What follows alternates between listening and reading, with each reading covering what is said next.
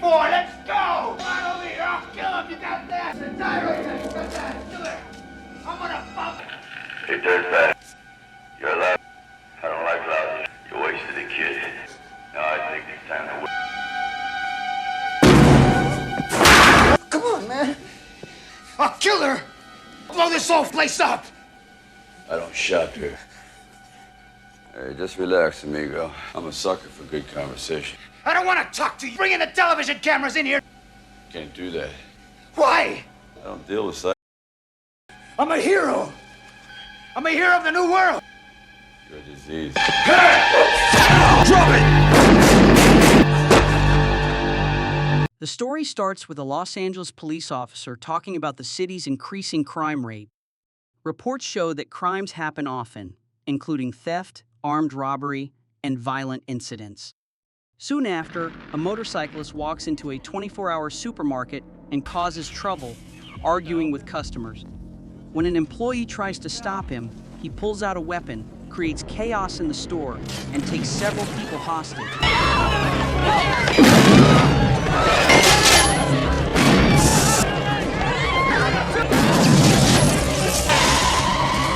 His reason for doing this is not explained. Soon after, the Los Angeles Police Department surrounds the supermarket. Officers, including a hostage negotiator, try to get the suspect to put down his weapon. No one wants to hurt, we want to help. The suspect then grabs a teenager but soon lets him go and tells him to head toward the exit.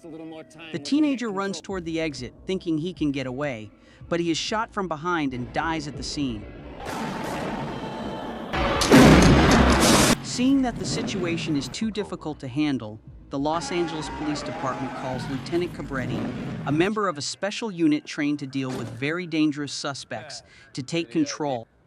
Detective Monty says he does not agree with Cobra joining the case. Cobra ignores him, enters the store, and quickly takes control.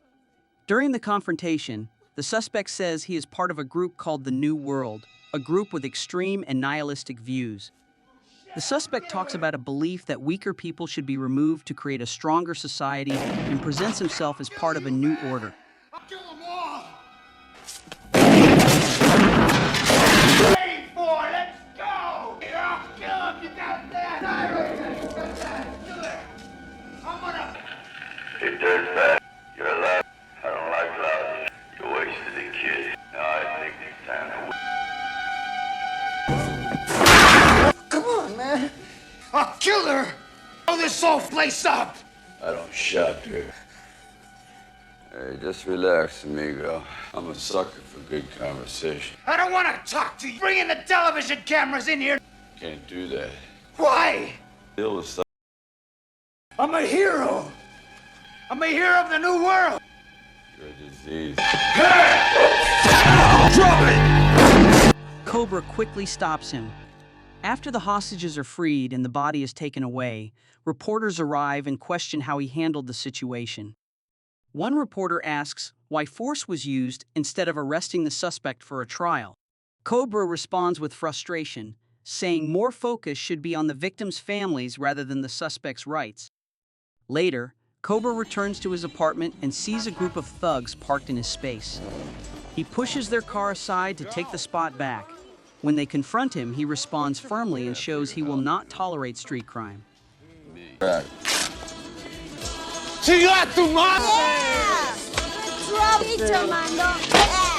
In his apartment, Cobra turns on the TV and watches a report about a serial killer called the Night Slasher, who has committed 16 murders in 1 month. The suspect is still unknown, and the victims include business people, Asian immigrants, older people, and children. The serial killer has made the city feel unsafe, and his identity is still unknown.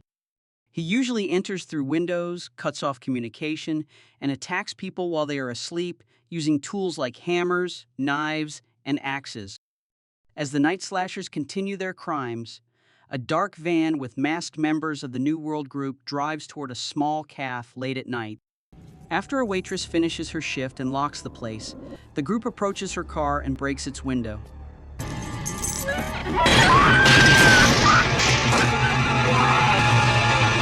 In one attack, the night slasher and his accomplices kill the waitress with sharp weapons. At the police station, Cobra and Detective Monty argue about the case. Cobra says the number of injuries shows that more than one person was involved.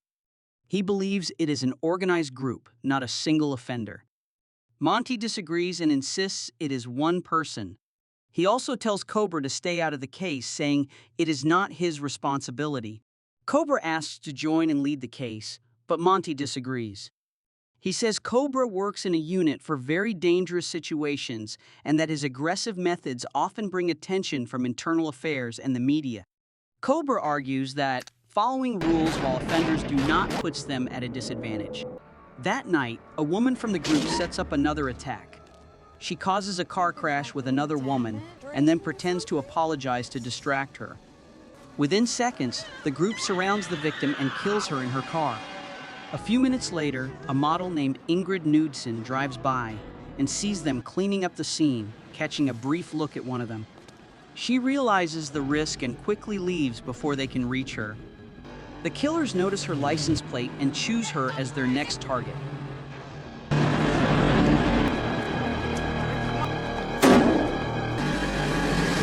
When the police arrive, the captain sees the situation is getting worse and that normal investigation methods are not working as the number of cases increases. Under pressure, he assigns the case to Cobra and his partner, Tony Gonzalez, despite Monty's objections.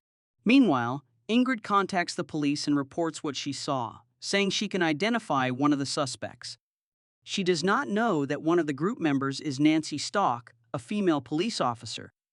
Nancy intercepts Ingrid's emergency call, gathers her personal details, including her address and phone number, and gives them to the killers.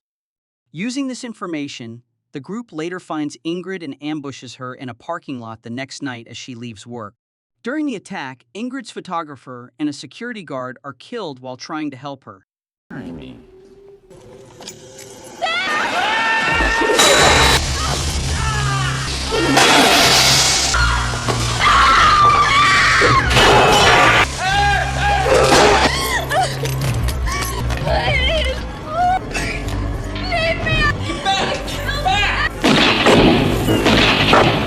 Kill her.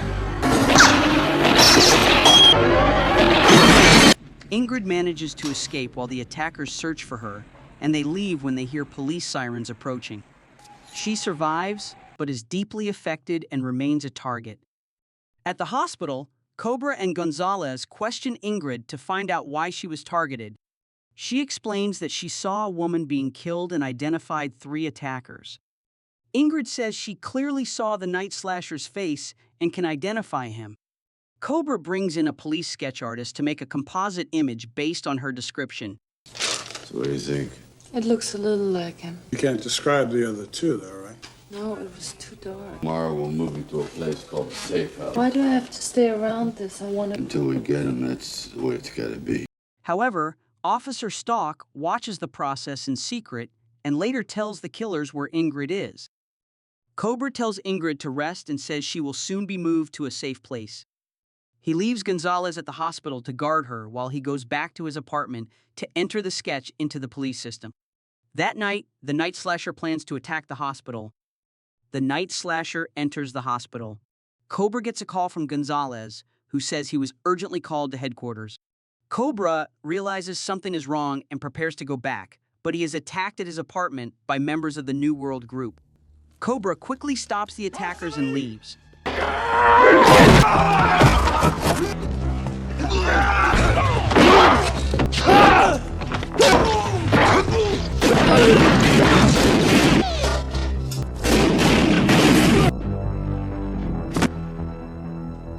Realizing Ingrid is in danger, he heads to the hospital. Meanwhile, the night slasher enters the hospital, harms staff, and takes their uniforms to move around without being noticed. The night slasher, carrying a serrated knife, follows Ingrid through the hospital corridors. She realizes she's being followed and has no help nearby, so she runs into a restroom to hide.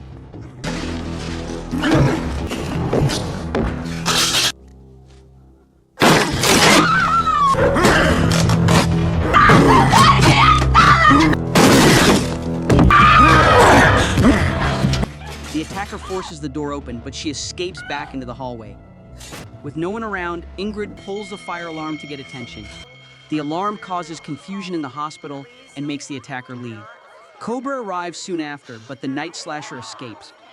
The incident suggests the group may have a large network and could have someone inside the police force. Detective Monty continues to criticize Cobra and blames him for the situation. Cobra decides that Ingrid is not safe in Los Angeles and plans to move her out of the city. Even with some objections, Captain Sears approves the plan. This is Officer Stark. She's been assigned. So let's go, guys. We're going to a safe house. Want a bite? Cobra, along with Ingrid, Gonzalez, and Officer Stark, moves to a safe house in the town of San Ramo. It's really a large family. Life preserver. French fries drowned in there. What is this place? Hungry town. That night, Stark secretly contacts the night slasher and gives him their location. Later, when Cobra finds her using a phone outside, she gives an explanation to hide what she did. Although he is suspicious, Cobra temporarily ignores Stark's actions. At dawn, the New World Group arrives in San Ramo and attacks the town. A shootout begins.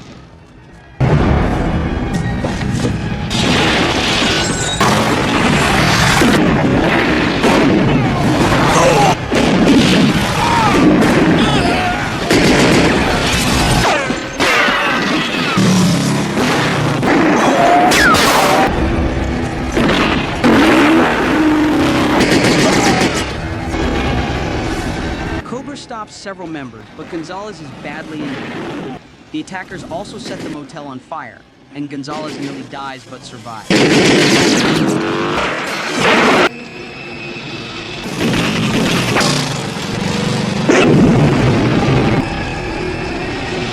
Cobra and Ingrid leave in a pickup truck.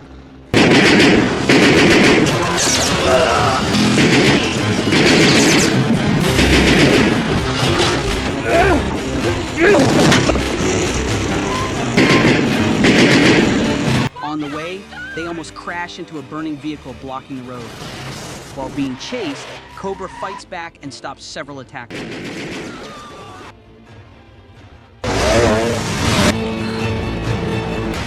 Down!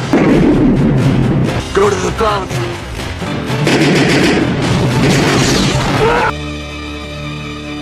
They reach a chemical plant where Cobra faces the night slasher directly.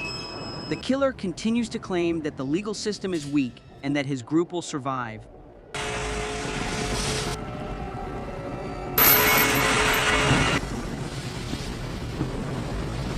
Let's bleed, pig! Oh, you pig! I want your eyes, pig! You wanna go to hell? Huh, pig? You wanna go to hell with me?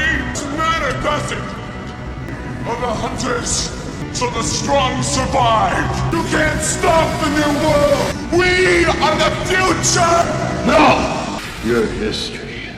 You won't do it, pig. You won't shoot. It's against the law. You have to take me in. Even I have rights.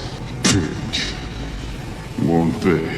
The court is civilized. This is where the law stops. Officer Stark then appears, but Cobra quickly stops her, showing that he had already found out about her action.